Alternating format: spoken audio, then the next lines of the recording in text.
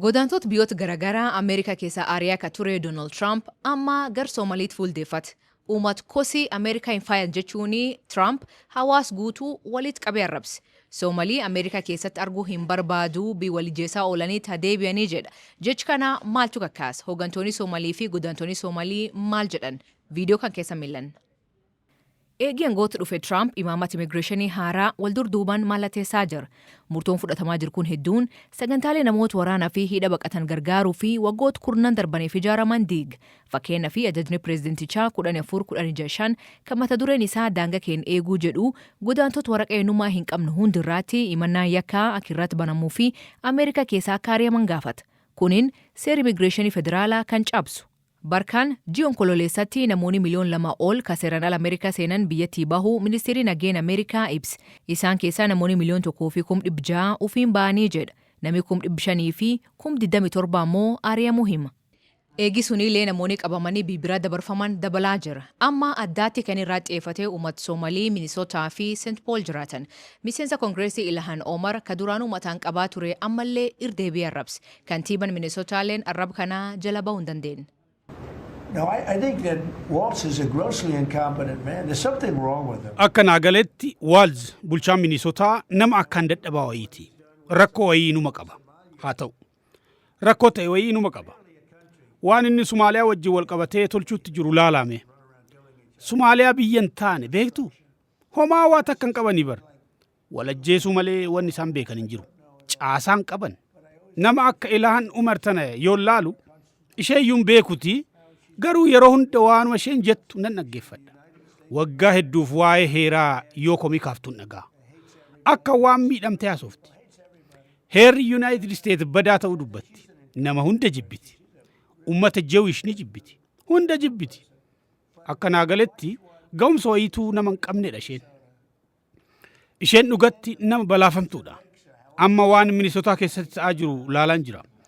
Dachii haroowwan kumaatamaa. Haroowwan meeqa qabu sila isaan? Haroo hedduu qabu. Garuu dachii bareedduu sana fakkaatu saamaa jiru. Wanti amma naagalaa jiru isinis kan beekuu qabdan.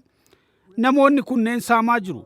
Sumaalonni naannoo sana saamanii doolaara biiloonota irraa sassaabbatu. Waggaa waggaan biiloonotaan doolaara biiloonota immoo homaa nuu buusaa hin jiran. Gargaarsi parsantii 88dha. Isaan waa gumaachaa hin jiran. Jarri kun akka biyya keenya jiraatan hin barbaadu. Dhugaan isinitti himaa jira. Tolee, tokko ka'ee yaanni kun dogoggora siyaasaa qabaa jedhe nan galchu. Warri kun biyya keenya keessa akka turan hin fedhu. Biyyi isaanii waa takkaaf illee hin barbaachiftu. Biyyi isaanii ni ajaa. Nus biyya keenya keessa akka turan hin barbaannu. Waa'ee biyyoota biroos dubbachuu nan danda'a. Isaan hin barbaannu. Badaasi. Biyya keenya ijaarrachuu qabna. Beektuu kana biyyi keenya qarqararra geessee jirti. Haalli hamaan dhalachuu danda'a. Qarqararra jirra beeka. Haasaan kiyya kun isinitti tolee dhiisee hin beeku. Garuu dubbachuman qaba. Karaa tokko yookiin karaa biraa deemuu dandeenya. Amma kosii biyya keenyatti kan finnu taanan karaa badaarra deemaa jirra. Ilhaan Umar kosiidha. Isheen kosiidha. Hiriyoonni ishees kosiiwwani. Jarri tun nama hojiitii miti. Warri kun uummata haasochoonuu koottaa dachii tana ni guddifnaa warra jedhanii miti. Uummanni kun uummata komii malee hojiin hojjennedha. Inuma komatu. Biyyarraa dhufanirraa homaan argatan. Beektuu jannataa dhufaniif. Bakki amma jiran kun immoo jannataa mitii jedhu. Garuu azaaba keessaa dhufaniitti nu komatu.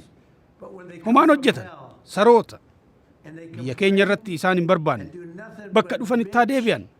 Deemanii bakka ofii haqa jeelfatan. Let them go back to where they came from and fix it. Donald Trump miseensa Koongireesii Ameerikaa ka taate Ilhaan Omar afaan keessaa buufatee hin beeku. Bara 2020 duulna filadhaa irratti illee akkanuma rabsaa ture. Seer maleessummaa biyyisii Soomaaliyaa US'tti fiduu barbaadee jechuun dubbataa ture. Inumaayyuu dubartii daa'imummaanii waraan Soomaaliyaa baqattee nama Soomaalii jalqabaa Koongireesii Ameerikaa galtaat kana akka bulguu ijoolleetiin sodaachisaniit fudhata. Ilhaan illeen akkanum Trump qeeqxa. Arrabinni amma isii fi hawaasa isii irraa roobsee fi deebii kennite jirti. Miidiyaa hawaasa irratti kan barreessite Ilhaan akkan jette. Naan maraachuun isaa waan nam rifachiisu. Gargaarsa baay'ee is barbaachisu akka argatu abdii qaba. Jechi Trumpii kana akka deebii kennee isii qofaa miti. Kantiibaan Minneapolis Jacob Frey kadhiyeen kana Soomaleen ircaalan filateelleen Trump qeeqee jira. Trump hawaasa Soomalii ari'uu fi Minisoota keessatti opereeshiniin jalqabuuf akka jiru dubbate. Jacob Frey ammoo poolisiin federaalaa 100 ol ergamuu miidiyaarraa dhageenyee jedha. Haa ta'u malee poolisiin magaalattii jara kanaatti akka hin makamne dubbata. Minneapolisii fi St. Paul kan walitti maqaa magaalakuu yookiin Twin Cities jedhamuun beekamu addunyaa irratti bakka uummanni Soomalii eessayyuu caalaa baay'inaan jiraatan. Minisoota keessatti uummata Soomalii 80,000 oliitu jiraata. Harki caaluu lammiilee Ameerikaa kaanilleen ammoo galmaanii jiru.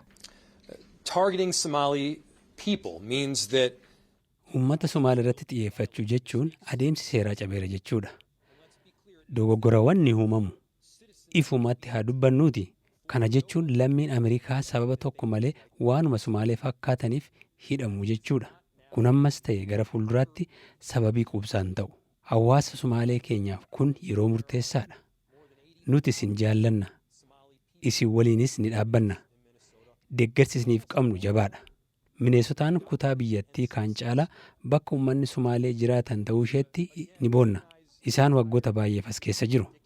Kun marroo jalqabaaniiti kan Trump Soomalee irraa xiyyeeffate. Bara 2017 akkuma aangootti dhufeeni Soomalee dabalatee biyyoota Afrikaa fi Musliimaa irratti ugur viizaa kaa'e.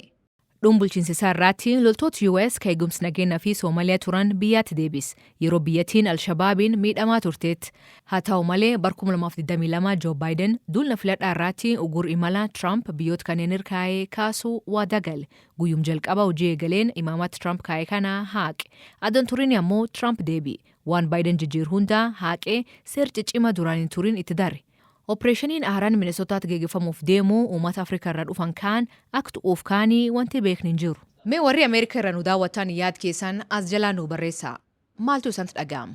Murtoon kuniin sirrii?